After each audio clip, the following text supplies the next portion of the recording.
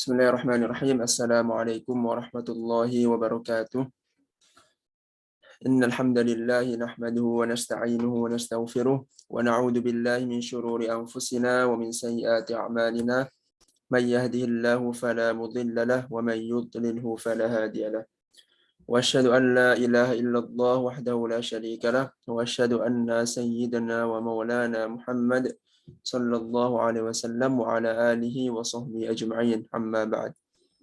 Alhamdulillah teman-teman sekalian yang dirahmati Allah Subhanahu wa taala, al-hadirin wal hadirat, semoga Allah Subhanahu wa taala selalu senantiasa memberikan keistiqomahan kepada kita, selalu senantiasa memberikan rahmat-Nya kepada kita sehingga kita selalu dalam keadaan sehat walafiat.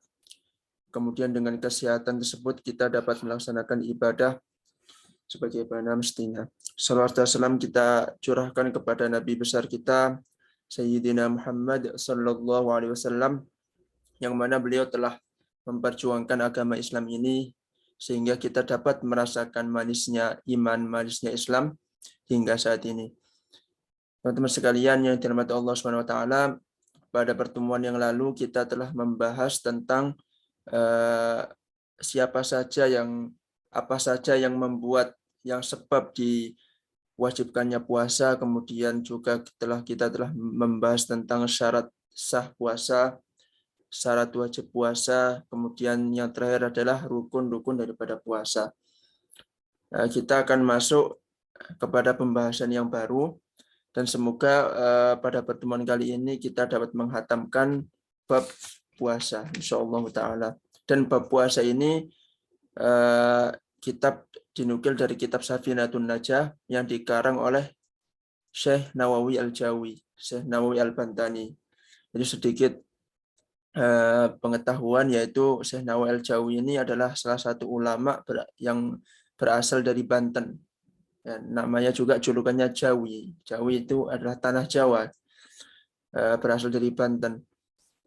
Jadi Syekh Nawawi Al-Jawi Al-Bantani, biasanya seperti itu di kitab-kitab beliau, Al-Bantani.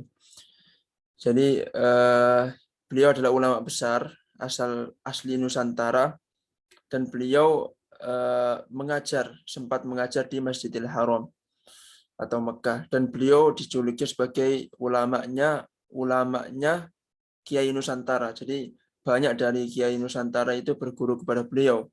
Salah satunya adalah pendiri organisasi kita yaitu Muhammadiyah, dan pendiri Nahdlatul Ulama yaitu Kiai Hasyim Asy'ari. Jadi dua ulama besar ini berguru kepada Syekh Nawawi Al-Jawi. Kiai Ahmad Dahlan dan Kiai Haji Hasyim Asy'ari berguru kepada Kiai Haji Syekh Nawawi Al-Jawi. Nah, salah satu kitab beliau itu yang terkenal adalah Kasyifatus Sajah bi Syarhi Safinatin Najah, yaitu syarahnya Safinatun Najah. Jadi Safinatun Najah ini karya Syekh Salim bin Sumer, cuman usuluddin, pembahasan akidah, kemudian pembahasan sholat, kemudian zakat. Beliau tidak sempat menyelesaikan sampai pembahasan haji atau menyelesaikan rukun Islam. Nah, begitu beliau meninggal sampai bab zakat, dilanjutkan oleh Syekh Nawawi Al-Jawi pembahasan puasa.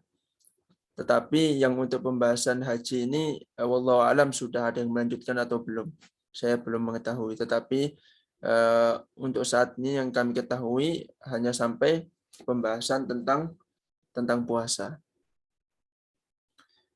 Kita masuk ke pembahasan faslun. Qala Asy-Syaikh Nawawi Al-Jawi rahimahullah taala wa nafa'ana Allah bi'ulumi fid dharain. Faslun wa yajibu ma'al qada'i lis-shaumi al-kaffaratul 'udma. Jadi diwajibkan bersamaan dengan qada, yaitu diwajibkan seseorang itu mengqadha puasa Ramadan maksudnya, al-kaffaratul 'udma. Wa yajibu ma'al qada'i lis-shaumi al-kaffaratul 'udma. Jadi diwajibkan seseorang itu untuk mengganti puasa Ramadannya dan membayar kafarat yang besar. Jadi maksudnya ketika seseorang itu misalkan dia melakukan sesuatu, kemudian dia diwajibkan untuk mengqadha sekaligus kafarat, membayar kafarat. wa ta'ziru ala man afsada saumahu fi ramadhana yawman kamilan bijima'in tamin athimin bi lis-saumi. Kemudian wa ta'ziru. Ta'zir itu artinya diberikan hukuman dari hakim, ya. Diberikan hukuman dari hakim karena dia telah merusak puasanya di bulan Ramadan. Di bulan Ramadan yauman kamilan, yaitu satu hari penuh dengan apa? Dengan jima, yaitu dengan jima, yang mana jimaknya itu memang benar-benar sudah jima gitu. Udah kalau seseorang hanya mencium, misalkan suami mencium istrinya itu tidak termasuk jima. Tetapi kalau sampai mubasyarah, yaitu sampai memasukkan kemaluan laki-laki ke kemaluan perempuan, itu sudah termasuk jima, yang mana merusak puasanya, maka dia diwajibkan untuk dihukumin 3 dia. Yang pertama, dia diwajibkan mengqadha puasanya setelah Ramadan. Kemudian yang kedua, dia diwajibkan membayar kafarat. Kemudian yang ketiga, dia dihukum. Jadi kalau dulu kan pakai sistem Islam 100% kan.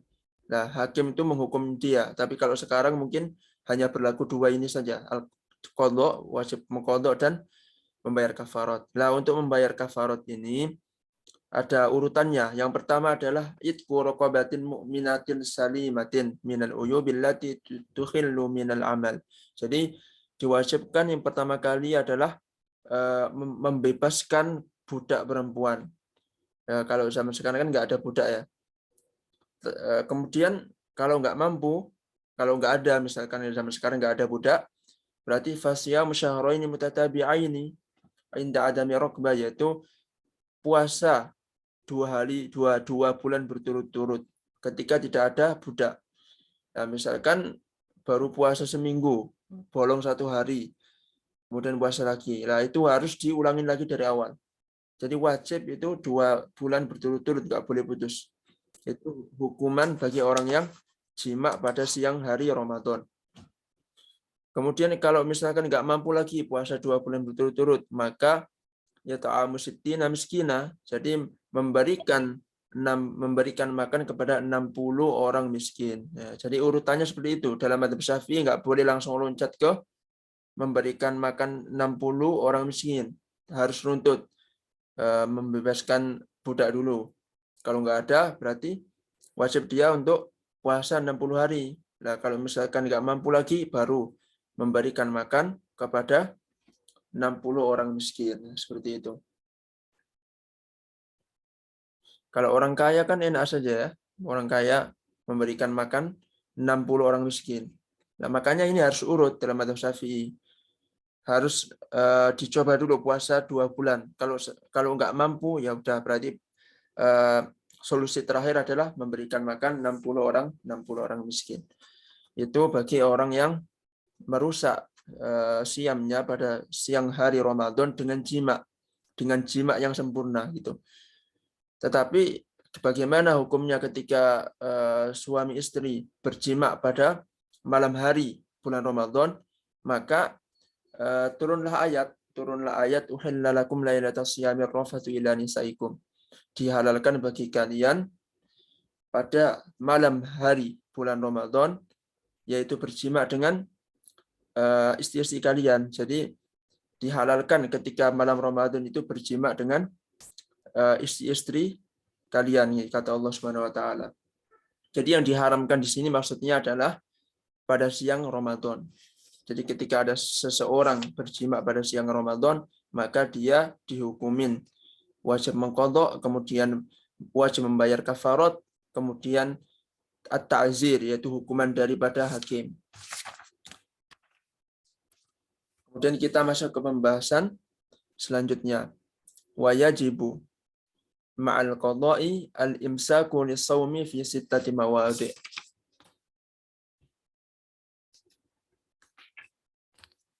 Wa tajibu ma'al qada'i al-imsaku lis-shaumi fi 6 mawadhi'. Dan diwajibkan untuk mengqadha sekaligus menahan. Ya.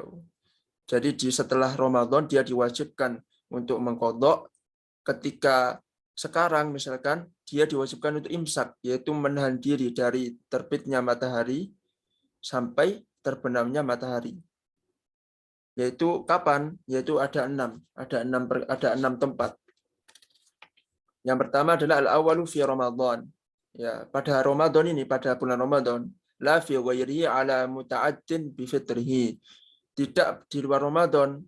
Karena sebabnya apa? Karena dia muta'addin bi fitrihi, yaitu sengaja untuk membatalkan puasa. Nah, salah satu pembatal puasa itu kan makan dengan sengaja, kemudian minum dengan sengaja atau jima dengan sengaja. Segala sesuatu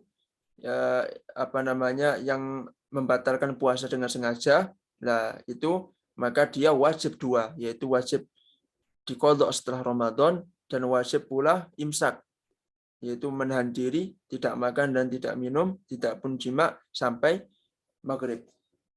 Kemudian wasani ala tarikin niyati lailan fil farudi. Yang kedua adalah bagi orang yang meninggalkan niat pada malam harinya, yaitu pada malam hari Ramadan. Nah, bagaimana hukumnya ketika seseorang itu puasa sunnah Senin Kamis misalkan, qadarullah dia nggak niat sama sekali malamnya, kemudian pada subuh dia ini belum makan sama sekali. Nah, dalam hal ini khusus untuk puasa sunnah maka tidak diwajibkan tabiyitun niyah, yaitu niat di malam hari. Karena apa? Karena hadis Rasulullah SAW pernah pada waktu suatu hari bertanya kepada Sayyidah Aisyah, ya wahai Aisyah, apakah ada makanan pada hari ini? Kemudian Aisyah menjawab, tidak ada wahai Rasulullah. Maka Rasulullah menjawab, ya, inni shaim. Kalau begitu, idzan inni shaim. Kalau begitu saya puasa. Ya, ini dalil yang menunjukkan bahwasanya diperbolehkan bagi khusus untuk puasa sunnah itu niatnya di siang hari dengan syarat belum makan, belum minum, belum jima selama rentan waktu antara terbitnya matahari kemudian dan siang hari itu ketika ia niatkan untuk puasa itu. Misalkan dan syaratnya itu belum makan, minum atau jima dan sebelum matahari condong ke arah barat. Maksudnya sebelum zuhur. Jadi pada subuh sampai zuhur itu masih boleh niat. Itu khusus untuk puasa sunnah. Tetapi puasa Ramadan ini wajib tabiyitun niyah. Ini madhabnya jumhur ulama, yaitu madhabnya Imam Malik, Imam Syafi'i, dan Imam Ahmad bin Hanbal. Wajib untuk tabiyitun niyah, untuk niat pada malam harinya. Untuk masalah niat kita sudah bahas ya, ada dua madhab besar dalam Islam, yaitu madhab Imam Malik dan madhab Syafi'i. Yang mana madhab Imam Malik cukup berniat untuk 1 bulan penuh di awalnya, tetapi madhabnya Imam Syafi'i dan Imam Ahmad itu wajib tabiyatun niyah. Setiap malamnya wajib untuk berniat, yaitu nawaitu shauma ghadin an ada'i fardhi syahr ramadhana lillahi ta'ala. Itu kalau mau lengkapnya. Itu saya berniat shauma ghadin, yaitu puasa pada esok hari, an ada'i untuk melaksanakan secara cash, bukan secara qadha, secara cash, an ada'i fardhi syahr ramadhana, yaitu kewajiban bulan Ramadan, yaitu puasa, hadir sanati, yaitu tahun ini, lillahi ta'ala, untuk Allah Subhanahu wa ta'ala. Nah, bagi orang yang meninggalkan niat pada malam harinya, maka dia wajib untuk imsak, nggak boleh makan sama sekali. Itu hukuman bagi orang yang teledor, kan udah dikasih waktu. Jadi niat itu udah dikasih waktu sama Allah. Kita niat itu dari maghrib sampai terbitnya matahari, yaitu sampai adzan fajar yang kedua. Udah dikasih rentan waktu yang panjang, kita masih teledor. Yaitu maka kita dihukumin 2, yaitu imsak, yaitu menahan diri, tidak boleh berbuka, dan wajib mengqadha setelah Ramadan. Kemudian yang ketiga, watsalitsu ala man tasahhara dhannan baqa'al laili fabana khilafuhu. Yang ketiga adalah bagi orang yang sahur dikiranya masih malam padahal udah siang. Ya misalkan dikiranya kan masih gelap. Dikiranya itu masih jam 3 misalkan, padahal sudah jam 5. Jam 5 kan sudah masuk subuh. Dalam hal ini, walaupun ia tidak mengetahui bahwasanya sudah azan, maka dia wajib imsak. Setelah sahur, dia wajib imsak. Kemudian dia juga wajib mengqadha setelah Ramadan. Wal khamisu, yang kelima, ala man bana lahu yauma, yang keempat dulu ya, warabiu ala man afdara dhannan al-ghuruba fabana khilafu aidan. Yang keempat, bagi orang yang berbuka dikiranya udah azan maghrib padahal masih jam 4 misalkan. Misalkan apa namanya, cuacanya mendung kan. Misalnya cuacanya mendung, gelap, dikiranya udah azan maghrib. Dia makan, niat makan dia. Nah, dikiranya udah azan maghrib, ternyata lihat jam masih jam 4, masih jam 4 sore. Nah, maka dia wajib imsak, wajib menahan diri, nggak makan, nggak minum sampai benar-benar azan. Nah, kemudian setelah Ramadan dia wajib untuk mengqadhanya. Nah, apa sih perbedaan yang nomor 3 dan 4 ini? Kan dia kan lupa. Sebenarnya apa bedanya dengan orang yang lupa? Kalau orang yang lupa kan kata Allah Subhanahu wa taala, kata Rasulullah, bahwasanya orang yang lupa ketika puasa itu, maka Allah telah memberikan makanan ke dirinya gitu. Allah telah memberikan rezeki kepadanya. Orang yang lupa itu tidak dihukumin, tidak diwajibkan untuk mengqadha di luar Ramadan gitu. Nah, tetapi dalam hal ini dia itu sebenarnya tidak lupa. Dia itu bedanya apa dengan orang lupa yang biasanya dengan orang yang lupa saat ini, yaitu orang yang apa namanya sahur padahal sudah subuh, atau orang yang berbuka padahal itu belum maghrib gitu. Dalam ini ketika seseorang yang lupa, misalkan jam 12 dia makan, dia benar-benar lupa nih, sama sekali nggak ada niat membatalkan puasa, maka puasanya tetap sah. Ketika dia ingat, oh ya saya lupa, langsung dia memuntahkan makanannya, langsung dia puasa lagi. Nah, tetapi orang yang ketiga dan keempat ini berbeda, dia udah ada niat membatalkan puasa, ada niatan membatalkan puasa, dan niatan membatalkan puasa itulah yang membuat dia batal, walaupun dia tidak mengetahui bahwasanya waktu itu waktu masih puasa gitu. Imma sudah subuh, yaitu ketika waktu sahur sudah habis, atau imma ketika waktu buka belum waktunya buka dia makan gitu. Ya, perbedaannya itu. Ada niatan untuk membatalkan puasa, itulah yang membuat dia wajib imsak dan wajib mengqadha setelah bulan Ramadan, setelah Idul Fitri. Kemudian yang kelima, wal khamisu ala man bana lahu yauma thalathi Sya'ban annahu min Ramadhan. Nah, bahwasanya seseorang yang mengira bahwasanya hari ini itu masih 30 Ramadan. Lah, oh ternyata kok udah masuk Ramadan. Jadi kan ada hadisnya, bahwa siapa yang berpuasa pada bulan Syak, yaitu diragukannya puasa, maka dia haram untuk puasa gitu kan. Nah, dalam hal ini, terus dia nggak puasa. Nah, dikiranya itu masih 30 Sya'ban. Ternyata dapat kabarnya ini sangat otentik, sangat dapat percaya bahwasanya hari ini itu puasa sebenarnya. Nah, ketika dia mendapatkan kabar seperti itu, maka dia wajib imsak. Nggak boleh lagi makan, minum, simak, dan lain sebagainya, membatalkan puasa sampai maghrib. Kemudian dia wajib mengqadhanya. Yang kelima. Kemudian yang keenam, wasadisu ala man sabaqahu ma'ul mubalaghati min madmadatin wastinsyaqin. Yang keenam adalah bagi orang yang sangat berlebihan dalam dalam madmadah, yaitu berkumur, dan juga istinsak, yaitu memasukkan air ke dalam hidung. Jadi ketika puasa itu dimakruhkan untuk berkumur-kumur dan beristinsak.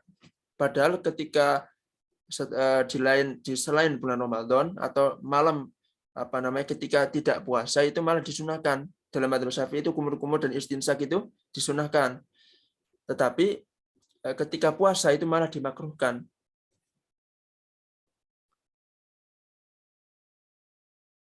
Kata Rasulullah SAW, "Ballighu fil istinsyaki illa an takuna sha'iman." Atau kama qala Rasulullah SAW.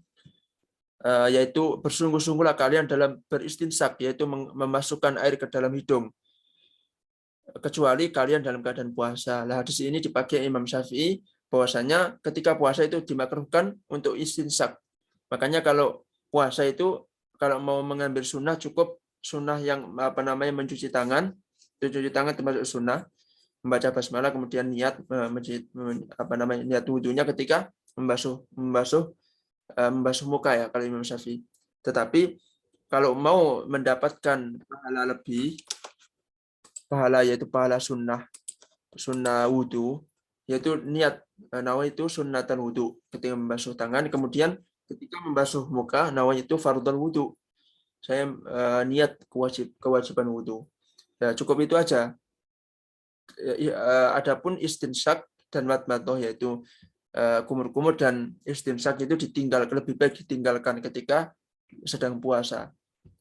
Nah, kecuali ketika ada darah di gusi, kan biasanya kan misalkan habis bangun tidur kan ada darahnya di gusi. Nah, maka disunahkan untuk madmadah berkumur-kumur dan mengeluarkan darah tersebut sampai jernih lah. Adapun kalau misalkan udah dikeluarkan kok masih ada darahnya terus, maka itu dimaafkan. Yang penting kita udah ada usaha untuk mengeluarkan darah itu. Karena dalam mazhab Syafi'i menelan ludah yang sudah tidak murni lagi atau sudah tercampur dengan darah itu batal puasanya. Tetapi dalam hal ini ketika kita sudah berusaha untuk mengeluarkan darah tersebut, tetapi masih saja darah itu masih ada keluar, maka dimaafkan. Tidak apa-apa ditelan. Kemudian dalam hal ini khilaf antara para ulama. Apakah ketika seseorang itu al-madmadah dan istinsak itu dan air tersebut itu masuk ke dalam rongga tenggorokan, itu apakah membatalkan puasa atau tidak? Itu ada khilaf antara ulama. Ada yang mengatakan tidak batal. Karena apa? Karena dia tidak sengaja meminumnya. Ada yang mengatakan batal. Nah, di kitab ini mengatakan batal di kitab Binatun Najah. Karena dia secara tidak langsung sengaja memasukkan air ke dalam rongga. Nah, tapi kalau untuk menghindari keraguan-raguan, maka kita pakai yang ketika berwudu madmadah atau berkumur-kumur dan nggak sengaja masuk, itu nggak batal. Kita pakai madhab yang itu, yang pendapat yang itu. Kalau saya pribadi pakai pendapat yang itu karena ya nggak sengaja itu. Kita kumur-kumur itu kan sunnah sebenarnya. Mungkin karena di dalam mulut kita ada sesuatu yang najis, yaitu darah kan, kita harus mengeluarkannya, yaitu ketika masuk ke dalam tubuh maka nggak batal. Itu untuk menghindari kewaswasan. Kita lanjut.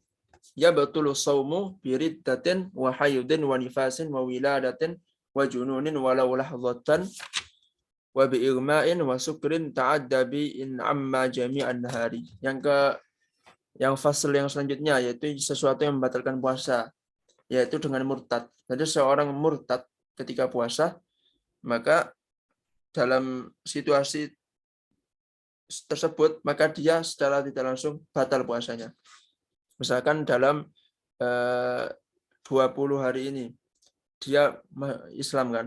Nah, hari ke-20 dia murtad. Misalkan waktu asar dia murtad, maka waktu asar tersebut dia batal puasanya. Nah, qadarullah besoknya dia masuk Islam lagi. Hari ke-21 dia masuk Islam misalkan. Maka hari yang 20 ini dia wajib untuk mengqadha'nya di luar Ramadan itu. Kemudian wahayyudin wa nifasin wa wiladatin, kemudian orang yang haid, orang yang nifas, orang yang melahirkan itu dia batal puasanya. Tetapi orang yang haid dan nifas ini dan yang melahirkan ini cuman cukup untuk mengqadha'nya saja. Cukup untuk mengqadha' saja. Bahkan orang yang haid dan nifas ini haram untuk puasa. Jadi haram untuk puasa malah. Harus dia membatalkan puasa. Tetapi misalkan seorang wanita ini udah punya anak. Nah, anaknya ini puasa. Nah, jadi disunahkan dia itu apa namanya untuk makan dan minum itu tanpa sepengetahuan anak. Jadi sembunyi kemana kayak gitu. Walaupun membatalkannya itu hanya sekedar seteguk air itu enggak masalah, yang penting jangan sampai puasa. Orang yang haid dan nifas itu haram untuk puasa. Kemudian orang yang melahirkan, kemudian wajununin walau lahdatan. Orang yang gila walaupun hanya sebentar gitu. Orang yang gila walaupun hanya sebentar itu termasuk membatalkan puasa. Wa bi'igma'in wa sukrin, yaitu dengan pingsan atau mabuk dengan sengaja. Ta'addabihi in amma jami'an hari. Apabila mabuk dan pingsan ini rata seluruh siangnya. Jadi orang yang pingsan dan orang yang mabuk dengan sengaja, maka dia telah batal puasanya. Nah, di sini ada tambahan untuk pembatal puasa. Ada tambahan, yaitu makan. Kan nggak disebutin kan makan, kemudian minum, kemudian jima, dan kemudian muntah. Muntah dalam hal ini, muntah ini ada rinciannya, dirinci oleh para fuqaha. Kalau misalkan muntahnya disengaja, yaitu misalkan memasukkan jari-jari ini ke tenggorokan supaya muntah, misalkan dimuntahkan dengan sengaja, yaitu maka puasanya batal. Tetapi kalau muntahnya tanpa sengaja, misalkan perut lagi mual, langsung tiba-tiba muntah, nah dalam hal ini enggak batal. Dengan syarat muntahnya itu dimuntahkan semua, sampai ketika sudah habis muntahnya, kumur-kumur, sehingga di mulut ini tidak ada sesuatu yang tidak ada muntahan lagi, kumur-kumur sampai bersih, sudah. Habis itu diludahkan, sudah. Habis itu puasa lagi nggak ada masalah, nggak batal puasa karena tidak sengaja muntahnya. Kemudian bagaimana dengan sendawa? Akan ada banyak kasus kan, misalkan sendawa, kemudian kerasa ada sesuatu yang keluar, ada sedikit air lah yang keluar di tenggorokan ini, maka dirinci. Kalau misalkan cairan ini sudah melewati makhraj kha, yaitu tempat keluarnya huruf kha, maka wajib untuk dikeluarkan. Tetapi kalau masih belum sampai makhraj kha, ditelan lagi tidak masalah. Itu masalah sendawa. Kemudian yang membatalkan lagi adalah memasukkan sesuatu ke 5 lubang, atau dalam bahasa fikihnya manfadun maftuhun, yaitu sesuatu yang terbuka. Ada 5 dalam madzhab Syafi'i. Yang pertama adalah mulut. Memasukkan ke dalam mulut. Kalau sampai ditelan, maka batal puasanya. Kemudian hidung. Misalkan memasukkan sesuatu dalam hidung ketika puasa, tes tes PCR ya, yang masukkan ke dalam hidung itu kan dalam banget itu kan, itu membatalkan puasa itu. Kemudian telinga, memasukkan sesuatu ke dalam telinga. Kalau hanya di luar sini, batasannya itu ini nih, kelingking ini. Nah, kelingkingnya ini kalau dimasukkan ke telinga nggak batal, tapi kalau misalkan kukunya ini panjang, dimasukkan ke telinga, nah ini membatalkan puasa. Itu ukurannya itu aja, ukurannya kelingking. Kalau kelingkingnya nggak ada kukunya, berarti nggak batal. Tapi kalau ada kukunya panjang nih, masukkan batal. Itu ukurannya. Kemudian masukkan sesuatu ke kubul, ke kemaluan bagian depan ataupun belakang. Jadi hati-hati kalau misalkan cebok istinja, itu hati-hati. Jangan sampai terlalu berlebihan sehingga tangan ini masuk ke dalam ini kubul maupun dubur gitu. Jadi sangat hati-hati sekali ya.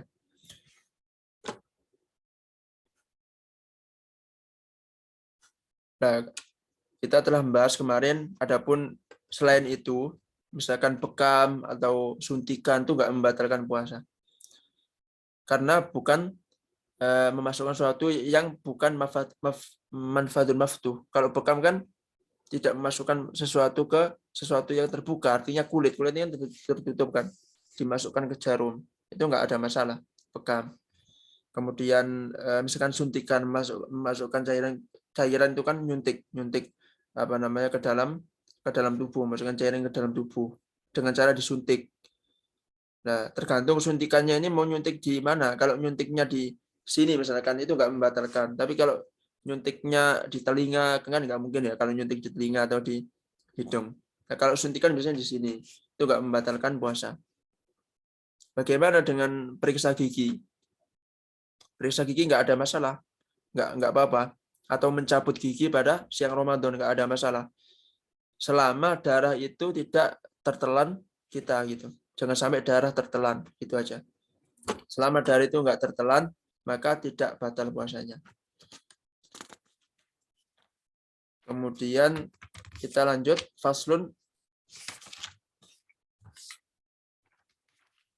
Faslun al-iftaru fi Ramadana arba'atu anwa.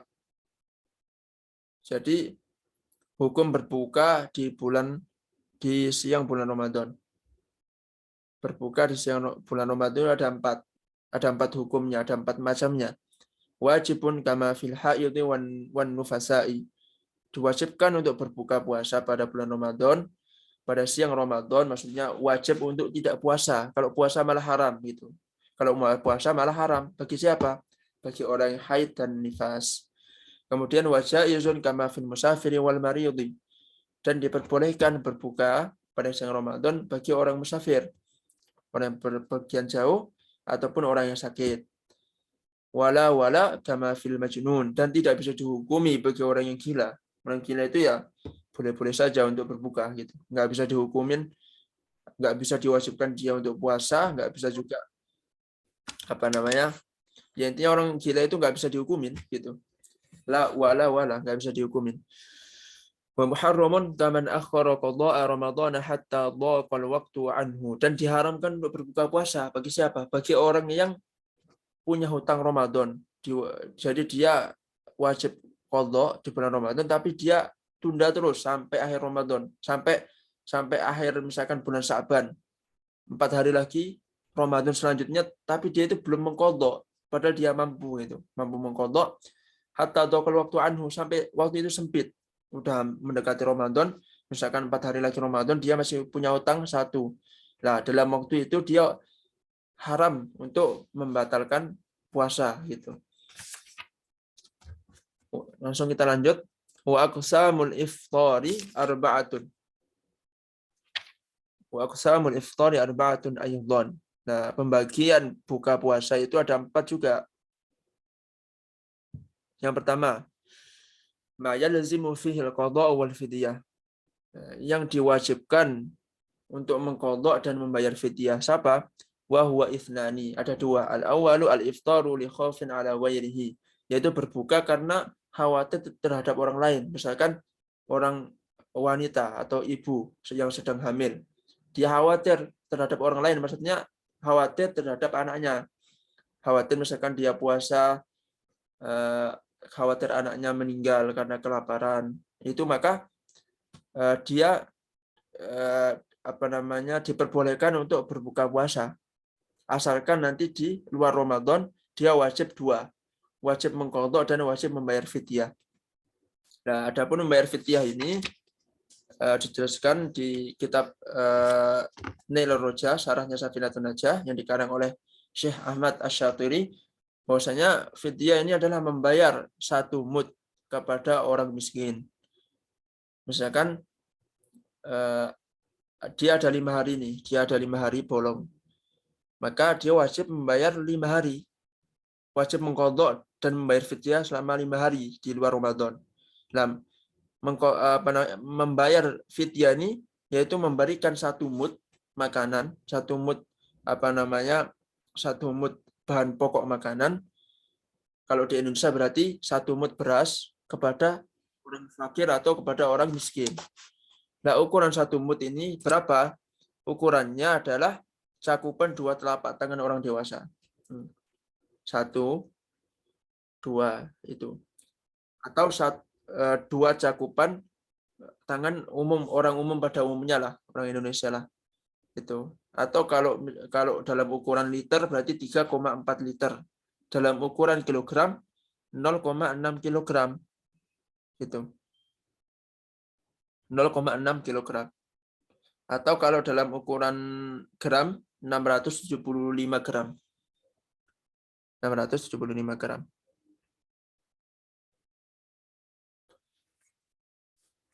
Kemudian yang kedua, wasani al-iftaru ma'a ta'khiri qada'i ma'a imkani hatta ya'tiya ramadhanu akhar. Jadi berbuka puasa ma'a ta'khiri qada'in, dengan mengakhirkan qada' ma'a imkani padahal dia mampu, hatta ya'tiya ramadhanu akhar, sampai datang waktu Ramadan yang selanjutnya. Jadi misalkan ada seseorang dia wajib mengqadha puasa Ramadan. Nah, diakhirkan sampai datang Ramadan selanjutnya, dia belum mengqadha. Nah, dalam hal ini dia wajib untuk dua. Dia wajib mengqadha di luar Ramadan dan wajib membayar fidyah. Tergantung berapa lama dia meninggalkan atau mengqadha puasanya. Kalau misalkan 5 hari berarti dia wajib mengqadha dan membayar fidyah selama 5 hari kepada orang miskin, diberikan kepada orang miskin.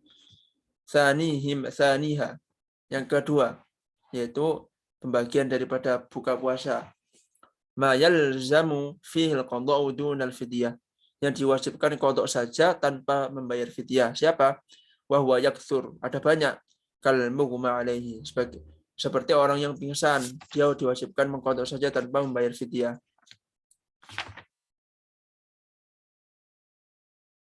Atau orang yang lupa niat, jadi lupa niat di malam hari, maka dia wajib untuk mengqadha saja tanpa membayar fidyah. Nah, atau orang yang sengaja membatalkan puasa tetapi tanpa jima, ya. Maksudnya membatalkan puasa ini contohnya minum atau makan. Dia sengaja tuh makan minum. Maka dia wajib mengqadha saja tanpa fidyah. Atau orang yang meninggalkan niat di malam harinya dengan sengaja. Nggak usah niat lah, dia sengaja kan nggak niat. Nah, itu maka dia tidak diwajibkan untuk membayar fidyah. Dia diwajibkan hanya mengqadha saja. Kemudian wathalithuha ma yalzamu fihi al-fidyah dunal qadha. Nah, yang ketiga ini kebalikannya, diwajibkan membayar fidyah saja tanpa qadha.